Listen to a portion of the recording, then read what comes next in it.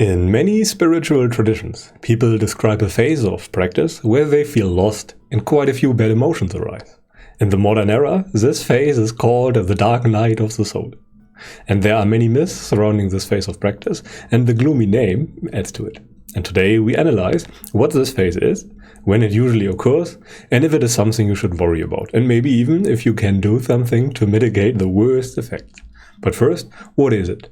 What is the dark night of the soul? It is a term that describes the hardship you can face in a certain phase of insight. And this most obviously occurs during spiritual practice. It is named after Saint John of the Cross, who supposedly spent over 40 years during that phase and who came from a Christian background. And what people experience during that time greatly varies from person to person. It ranges from mild discomfort to near madness. And it all depends on if you followed a good approach or not. And in the Theravada tradition of Buddhism that I follow, people talk pretty little about it. This is partly because it is bad advertisement, and partly because a lot of it can be avoided by following a good approach. In the Visuddhimagga, for example, which is a pretty old book that summarizes some of the teachings of the Buddha, there are 16 phases of insight described. 6 of those phases could be described as the dark night of the soul, or those could be summarized under the term dark night of the soul. The names of those phases are first dissolution, then fear, then misery, then disgust, then desire for deliverance, and then reobservation. 6 in total. And to give you an idea of what they mean, dissolution means that you seem to lose something that you worked hard for. In the case of meditation progress, your mental faculties seemed very sharp and suddenly everything comes crumbling down on you like a house of cards fall apart. After that comes fear, that you lose those things permanently and that everything you love will just vanish or things like that. And after that comes misery. Misery is a fear of subtle bad things to happen in the future. You could summarize it as that. And it is a rather unpleasant feeling. After that comes disgust. And disgust means that you are unsatisfied with the state of being. And you want to overcome it, which is called desire for deliverance. And after that comes reobservation, where you reflect on all the possible mistakes you might have made in the past and what you could do to fix them and what you should do, in fact. And those phases are not unique to meditation problems at all. They always occur when faced with unsolvable problems. They are more or less part of the human psyche when faced with hardship. And the 3 main problems why people struggle a lot are as follows.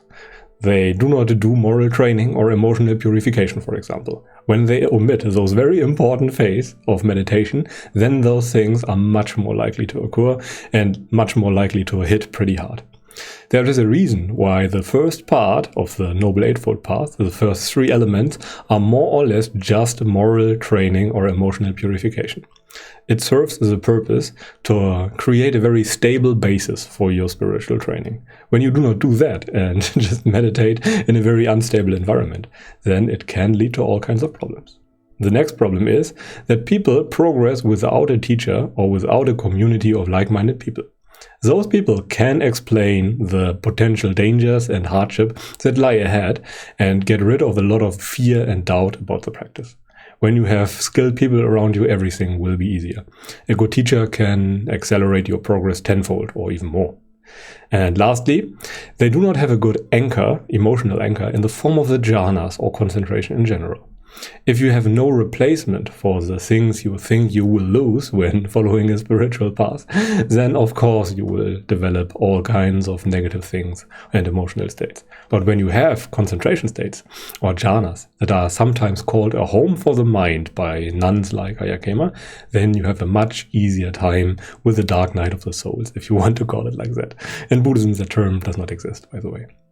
And all those things, if you have them, help tremendously, but many very driven or impatient individuals disregard them nonetheless. But they usually have to pay the price for it. And when you are in the dark night, you can do a few things to get out of it. First, obviously get a good teacher and ask him everything that comes to mind and clear up all the perplexing points and doubt you have. Second, try to do some metta meditation and work on your emotional purification. When you know, and most people know very well, that they lack in that area, you should actively try to get better there. We should work on our weak points. We should try to work on those things we try to avoid. We should actively try to look for the slight discomfort in things and try to make it go away by directing our minds to it frequently and working with those trainings that the Buddha described to overcome the respective hardship. And third, try some choiceless awareness training, or the method of no method, as it is sometimes called. It can greatly help with the dark night things where you feel like you lose control and all those kinds of things. Those can help you realize that there was not much control in the first place, which makes it much easier to accept things. But keep in mind, prevention is always better than dealing with the aftermath, so maybe do the moral training beforehand and not after you stumbled into those hardships and into those difficult phases. And lastly, and very importantly, the dark night seems to be a cyclical event.